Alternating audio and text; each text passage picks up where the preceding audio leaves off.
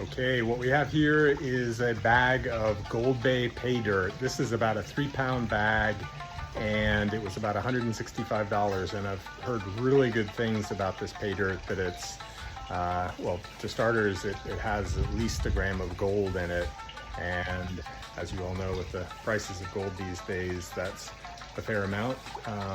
And so this bag was 165 bucks, and it looks pretty good. I'm gonna go ahead and classify it with 20 mesh, and then we'll move down in mesh size to maybe 60, and go ahead and look through it.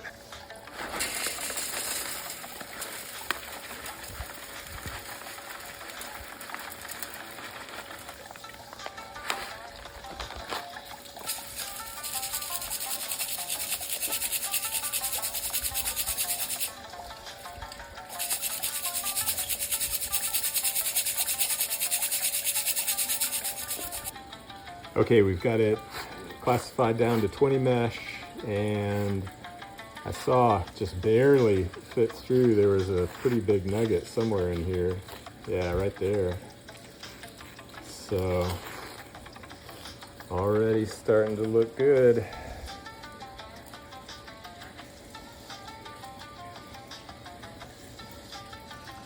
Okay, we're gonna go ahead and classify it down to some pretty fine stuff. This is about 80 mesh, and just run this first through the blue bowl, and then we'll come back and check this other stuff and run it. So one of the main reasons that I do pay dirt is I live in Maine, and there's not a lot of gold here, especially in the winter months.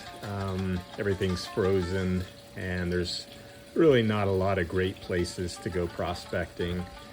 So this kind of keeps me going through the year, and is fun to check out what's out there, maybe save you guys some money, and turn you on to what's worth it in terms of pay dirt, or what really doesn't pan out for me. All right, we've got about half of it classified down to about 80 mesh. Got a pretty good amount. There's already a couple of little sparkles I see in there, so that's a good sign. I'm gonna go ahead and do the second half of the bag, and we'll start running it. All right, I usually go ahead and, as I always mention, I wet the material before I put it in, and put a little surfactant in there. There's also surfactant jet dry in the water. I think as long as you're kind of putting it in towards the edge, you're pretty safe. I usually try to make it skim the edge and just do a couple teaspoons at a time. Because this is the finest stuff, it's gonna cloud the water a little bit, but I can still see, you know, that the bowl's operating okay. Started out a little bit slow. Doesn't need to be super fast, especially with this super fine stuff.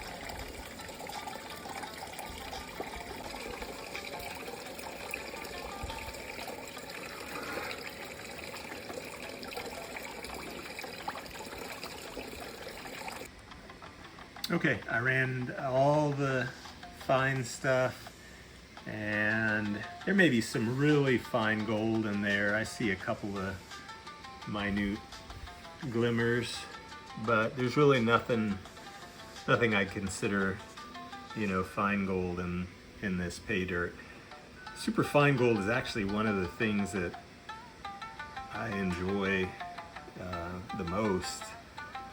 Processing it is just a little more difficult, kind of fun, challenging, even though it usually doesn't add up to a lot. It's fun to find a lot of specks of gold in your pay dirt. So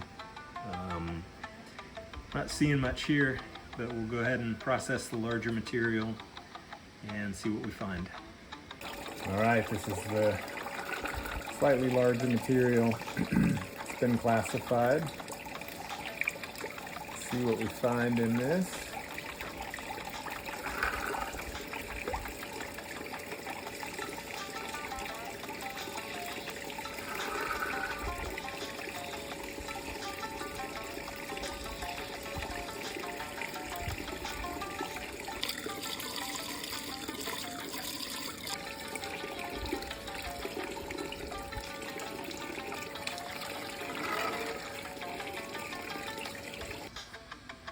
Yeah, I was starting to get worried there for a second, but definitely have some gold showing up.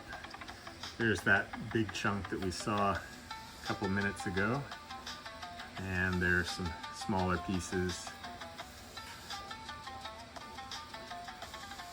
So we're gonna go ahead and run the largest bit now. The nice thing about the blue bowl is that it really sort of kicks everything off where you can find it pretty easily. You know, all the lighter material kind of gets towards the cone and the gold ends up being pushed kind of off onto the edges. So it's really easy to siphon it off and get it as you're doing it in stages. Blue bowls are not great at doing pretty large granular material, but we'll give it a shot. Okay, I ended up panning quite a bit of the heavier stuff, and this is what we ended up with. There's some really big, heavy chunks of gold in here. They're almost all pickers, I guess, or you could pick them up. I don't have a scale right now, but tell me how much you think that weighs. Overall, I'd say it's a really good bag of pay dirt, especially if you like larger chunks of gold, and not a bad deal. Pretty fun to process. Let me know what pay dirt you think I should do next, and I'll catch you next time.